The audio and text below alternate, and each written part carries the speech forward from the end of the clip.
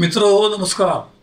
मी सतीश नाडकवडा आपल्या आम्ही शिक्षकेतर या यूट्यूब चॅनलवरती आपल्या सगळ्यांचं मनपूर्वक स्वागत करीत आहे. माझ्याबरोबर आहेत माझे सहकारी अभय सातपुते कुपवाड सांगली, अजय आरदवाड लातूर, अमोल सोनवणे नाशिक, किशोर ठाकूर नाशिक, रवींद्र गिरी धामणगाव रेल्वे अमरावती, परशुराम जेडवरी कराड सातारा आणि ॲडव्होकेट विजय देशपांडे नागपूर. माझे तंत्रस्नेही संजय हंडोरे हवी अबी आणि प्रवीण पोरजे यांच्यासह आपलं स्वागत करतो. मित्र,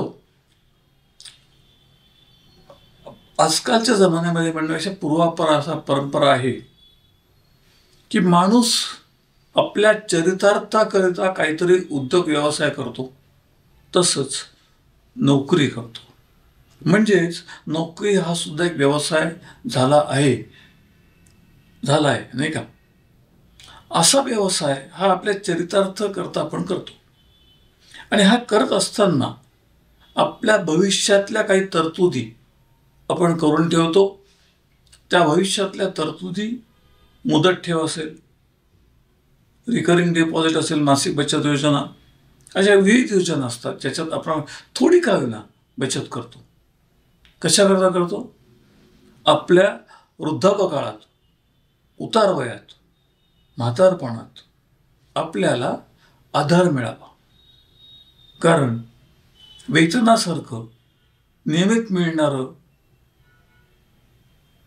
बंद झालं असतं आणि हे बंद झाल्यानंतर नियमित काय मिळू शकतं तर सेवानिवृत्ती वेतन अर्थात पेन्शन. आणि म्हणून पेन्शन हा प्रत्येक नोकरदाराच्या आयुष्यातला सगळ्यात महत्त्वाचा विषय असतो आणि या संबंधात अशा कर्मचाऱ्यांच्या भावना अतिशय तीव्र असतात. हा विषय आत्ता येण्याचं कारण काय तर आत्ता 13 मार्चला एक पत्रक आयुक्तांनी प्रसारित केले आणि त्यांनी सुधारित राष्ट्रीय निवृत्ती वेतन प्रणाली आणि केंद्र शासनाची एकीकृत निवृत्ती वेतन योजना यापैकी कुठली योजना आपण स्वीकारणार आहात याबाबत विकल्प मागितला आहे. आणि या विकल्पाची मुदत किती? 31 मार्च 25. मित्र, खूप कमी कालावधी आहे आणि या कमी कालावधीमध्ये आपण कुठली योजना एक स्वीकारणं, त्या योजनेचे तपशील आपल्यापाशी नाहीत, जे सर्वांपर्यंत नाहीत आणि तपशील नसताना योजना स्वीकारायची. गंमत आहे की नाही?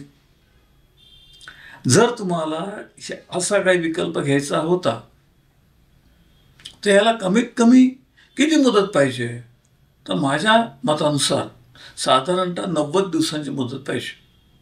म्हणजे काय होतं की या संबंधातली सर्वंकष माहिती घेऊन त्याची जिथे अंमलबजावणी चालू आहे त्या अंमलबजावणी चालू असलेल्या क्षेत्रामध्ये अशा योजनांचे फायदे तोटे काय आहेत याचा सर्वांगीण अभ्यास करावा लागतो आणि त्या अभ्यासाच्या आधारे मिळालेल्या मार्गदर्शनानुसार कर्मचाऱ्यांनी आपला विकल्प द्यायचा असतो.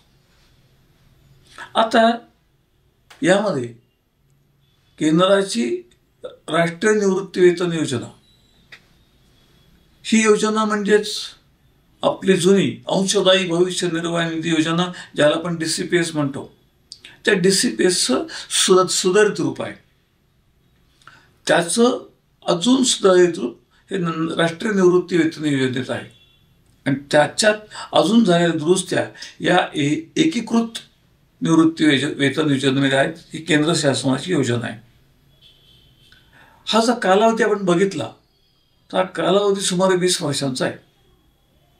1/11/2005 पासून जुनी पेन्शन योजना बंद झाली आणि ही अंशदायी भविष्य निर्वाह निधी योजना सुरू झाली. म्हणजे काही महिन्यात आपण या योजनेत या पद्धतीला 20 वर्ष पूर्ण झाल्याचं बघणार आहोत. या परिस्थितीमध्ये आपण विचार काय करायचा आहे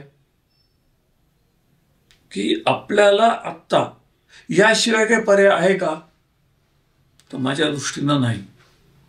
आपल्याला या 2 योजनांमधली एक योजना ही स्वीकारावीच लागणार आहे.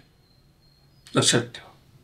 मी आत्ता जुने पेन्शन योजनेसंबंधामधली जी आंदोलनं, लढे, निवेदनं चालू आहेत, न्यायालयीन प्रकरणं चालू आहेत, त्याबाबत तपशिलात जाणार नाही. त्यांना यश मिळो अशी सदिच्छा व्यक्त करतो. परंतु आज तुमच्यासमोर पर्याय काय? या 2 योजनेमधली एक योजना तुम्हाला स्वीकारावी लागेल. आता प्रश्न असा होतो की ह्या योजनेचा तपशील घेऊन परत तुमच्याकडे येण्याकरता म्हणून मला अवघीची गरज आहे. आत्ता आपण काय करू शकतो? मी आपल्याशी जी आत्ता चर्चा करतो आहे त्या चर्चेच्या आधारे या संबंधामध्ये आधीच शिक्षकेतर संघटना म्हणजे खाजगी शाळा शिक्षकेतर संघटना यांनी राज्य शासनाला मुदतवाढीचं पत्र दिलेलं आहे. शाळांमध्ये 10वी-12वीच्या परीक्षा, स्कॉपची माहिती, नियमित पगार बिलं, त्यामधले महाग वेतनाच्या वाढी व मार्च अखेरच्या कामांची गर्दी, या सगळ्या परिस्थितीमुळे कार्यालयाचा असलं बोजा घेता, बाब लक्षात घेता या विकल्पाकरता मुदतवाढ मागणं हे आपलं कर्तव्य होतं. ते संघटनेनं पार पाडलेलं आहे. आता प्रश्न असा येतो की आपणच केलं का? तर नाही. अशी खूप सारी पत्र मुदतवाढ मिळावी म्हणून राज्य शासनास दाखल झालेली आहेत. आता या संबंधामध्ये अंतिम मुदत 31 मार्च आहे, म्हणजे सोमवार आहे. म्हणजे याचा अर्थ पुढच्या शनिवारी आपल्या व्हिडिओला अवकाश आहे. म्हणजे आपल्याकडे 8 दिवस आहेत. या 8 दिवसात 2दा मी आपल्याला या विषयामधील जे तज्ज्ञ आहेत त्यांच्याशी भेटून त्यांच्या मतानुसार नेमकं आपण कुठला विकल्प स्वीकारावा आणि तो का स्वीकारावा याची माहिती स्वतंत्रपणे देणार आहे. मग तुम्ही म्हणा की मग हा व्हिडिओ आज कशाला केला? त्याचं कारण असं आहे की काही ठिकाणी पत्रक आल्यानंतर त्याच्या अंमलबजावणीकरता उतावळेपणा केला जातो, घाई केली जाते. याचा परिणाम चुकीच्या निर्णयात होतो. आणि या आत्ताचा विकल्प हा अंतिम असणार आहे. तो अपरिवर्तनीय आहे. तो बदलता येणार नाही. अगदी न्यायालयात गेला तरीही. लक्षात ठेवा. म्हणून विनंती काय करेन की आज तरी विकल्पाकरता थांबा. आपल्या हातात मुदत आहे.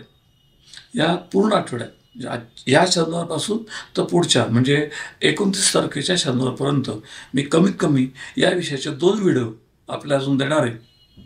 यामध्ये कोणाशी तुलना नाही. कुठल्याही संघटनेचं जे काय कामकाज चालू आहे त्याबद्दल आपल्याला काही कर्तव्य नाही. कुठली योजना नेमकी आपल्या फायद्याची आहे शिक्षक शिक्षकेतरांच्या दृष्टीने मी विचार करतो. राज्य सरकारी कर्मचाऱ्यांनी सुद्धा अजून विकल्प दिलेले नाहीत. त्यांच्याही स्तरावरती या संबंधात मंथन चालू आहे. राज्य सरकारी कर्मचाऱ्याच्या पदाधिकाऱ्यांनी मुदतवाढ मिळण्याचे सुद्धा अर्ज यापूर्वीच दाखल केलेले आहेत. म्हणजे मुदतवाढ ही अटळ आहे. आपल्याला तर माहिती आहे शासनाचं धोरण कसं असतं की मुदतवाढ काय जाहीर करतील तर 31ला करतील, आधी नाही करणार. पण मुदतवाढ मिळण्याची शक्यता 100% आहे. म्हणजेच आपल्याला या विकल्पाच्या संदर्भात जास्तीत जास्त अवघे मिळणार आहे. आपण चर्चा करणार आहोत. आपले प्रश्न येणारे आम्हाला हवे असतात. त्या प्रश्नांमध्ये आपण उत्तरं देतो, उत्तर शोधतो. कारण मी काही सर्वज्ञ नाही. सगळी माहिती माझ्याकडे आहे असं नाही. मला तुमच्याकरता माहिती गोळा करायला लागते, संकलित करतो. त्या संकलित माहितीमधनं निवडक जे असतं ते आपल्यासमोर सादर करतो. अशी माहिती घेऊन मी आपल्यासमोर परत 2दा येणार आहे. फक्त विकल्प देण्याची आत्ता तूर्त तरी आपण घाई करू नये. आपल्याला मुदत आहे, अवकाश आहे. त्यामुळे अवकाश असल्यामुळे सावकाश चला. आनंदी राहा, निरोगी राहा. इथेच थांबतो. धन्यवाद.